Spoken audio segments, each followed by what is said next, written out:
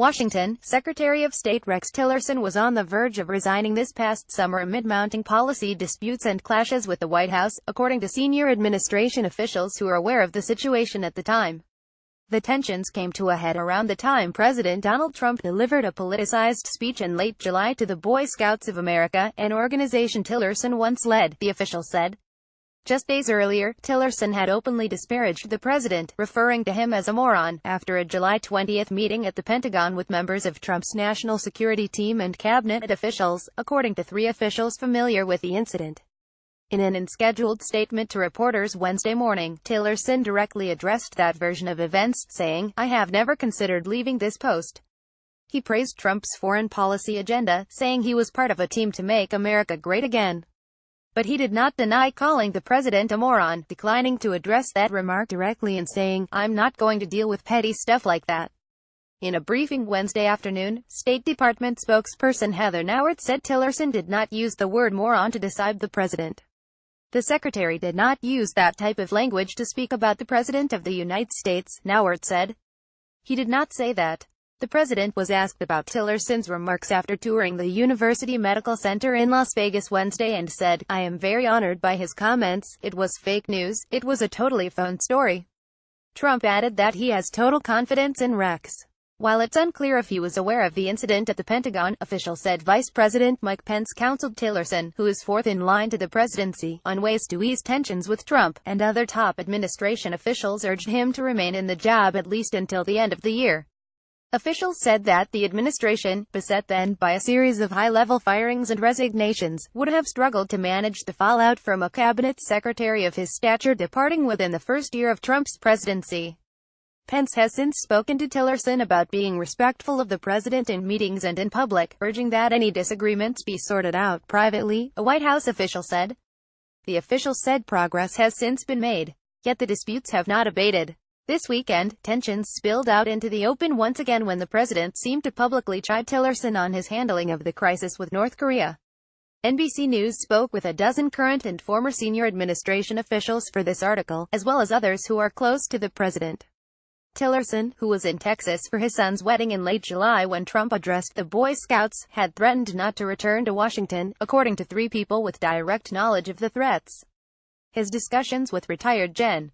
John Kelly, who would soon be named Trump's second chief of staff, and Defense Secretary James Mattis, helped initially to reassure him, four people with direct knowledge of the exchanges said. Related Trump tweets Tillerson wasting his time talking to North Korea after Tillerson's return to Washington. Pence arranged a meeting with him, according to three officials. During the meeting, Pence gave Tillerson a pep talk, one of these officials said, but also had a message the secretary needed to figure out how to move forward within Trump's policy framework. Kelly and Mattis have been Tillerson's strongest allies in the cabinet. In late July, they did beg him to stay, a senior administration official said. They just wanted stability. At that time, however, Nauert responded to speculation that Tillerson was thinking about resigning by saying he was committed to staying and was just taking a little time off in Texas. Tillerson's top State Department spokesman, R.C. Hammond, said Tillerson did not consider quitting this past summer. He denied that Tillerson called Trump a moron. Hammond said he was unaware of the details of Tillerson's meetings with Pence.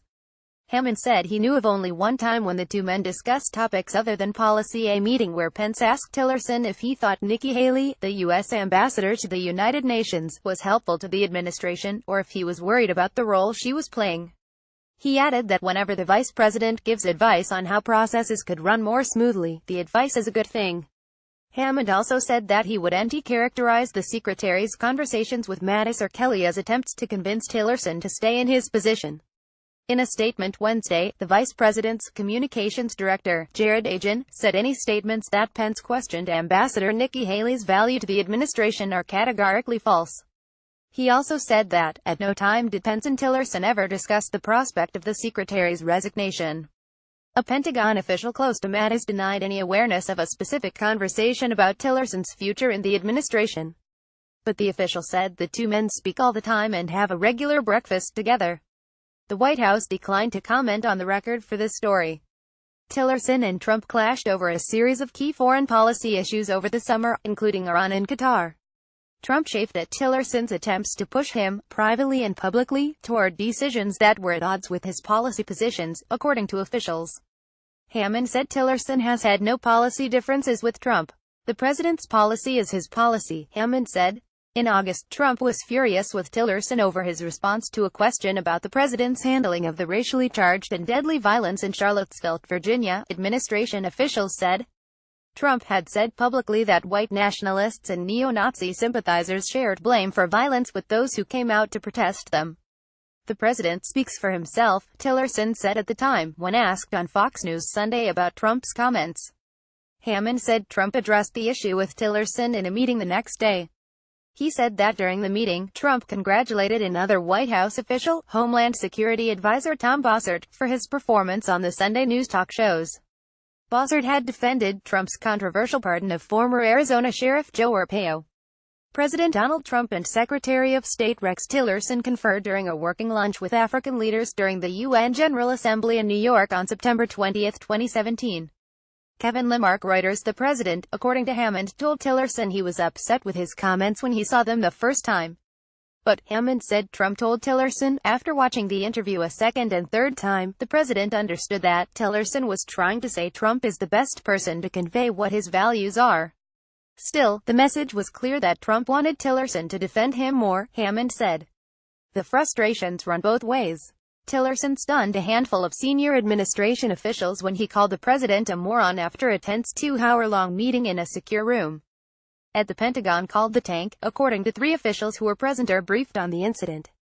The July 20 meeting came a day after a meeting in the White House Situation Room on Afghanistan policy where Trump rattled his national security advisors by suggesting he might fire the top U.S. commander of the war and comparing the decision-making process on troop levels to the renovation of a high-end New York restaurant, according to participants in the meeting. It is unclear whether Trump was told of Tillerson's outburst after the Pentagon meeting or to what extent the president was briefed on Tillerson's plan to resign earlier in the year.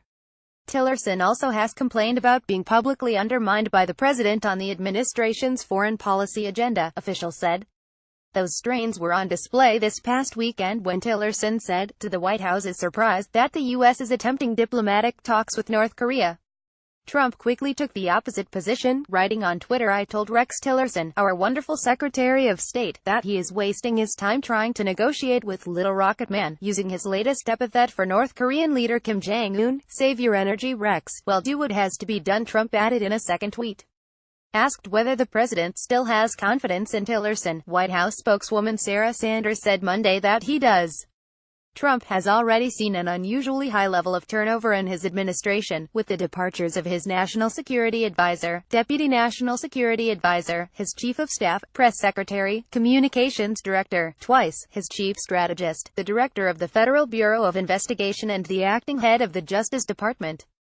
Last Friday, Trump accepted the resignation of Tom Price, the Health and Human Services Secretary. One senior administration official described late July as a tough period of time for Tillerson. His frustrations appeared to mount in the preceding weeks. Trump publicly undermined Tillerson in June over a dispute between Qatar and other Persian Gulf states, including Saudi Arabia and the United Arab Emirates. Tillerson had called on the countries to ease their blockade of Qatar, yet just hours later Trump said the state-led effort was necessary. Tillerson also pushed Trump to certify in July that Iran was complying with the 2015 nuclear deal. Tillerson has been at odds with Trump on other issues as well, arguing against sanctions on Venezuela and reportedly suggesting Israel return to the U.S. $75 million in aid. Tillerson also was seeking to use the implementation of arms deals Trump struck with Saudi Arabia and the UAE as leverage to prod the two countries to resolve the dispute with Qatar, according to U.S. and Arab officials.